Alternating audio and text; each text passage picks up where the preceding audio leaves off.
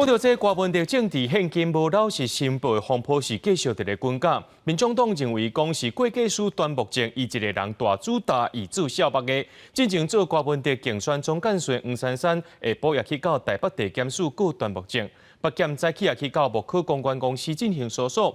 民众党表示讲，这搜索的部分无包括民众党部和瓜分的办公室，不过因有主动交6箱的凭证出来，希望斗3天来理清案情。当时做瓜文铁竞选总干事黄珊珊下晡甲律师伫台北地检署告会计师段木正。最近民众党主席的瓜文铁有政治现金申报无实在的风波，民众党指控段木正为了方便做代志，调整劳保金额，而且无通知竞选团队。他说是因为时间来不及，我直接问他，这是会计师可以做的事吗？他没有办法回答，所以自行调节他没有回答，而且我也问他有没有人指示，没有，他说没有人指示。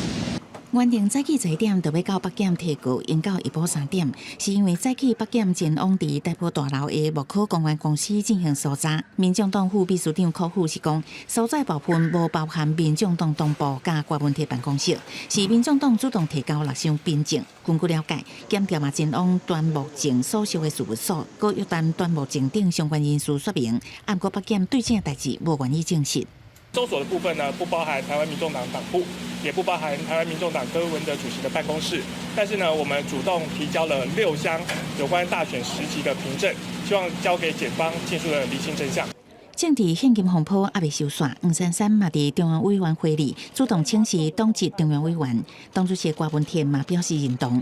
会议的现场嘛，甲李文忠、黄珊珊、段木正移送中评会处理。中评会会伫上紧的时间决定处罚内容。郭文天透早出门的时阵是讲到，这几天都无联络到段木正。执行期间有没有跟段木正联络？没有联络上。他说是没有联络上，所以你有找他吗？找不到人了。黄珊珊委员呢，也在中央委员会上面主动请辞党职。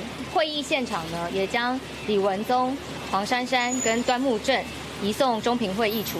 郭文天嘛发布党员批，坦白承认头一届面对这么大规模的选举，确实欠缺专业团队，不过无应该甲重要业务委外处理，嘛承认捌人无亲用唔到人，会好好检讨并改进过失。端木正他没有办法瞒天过海啊。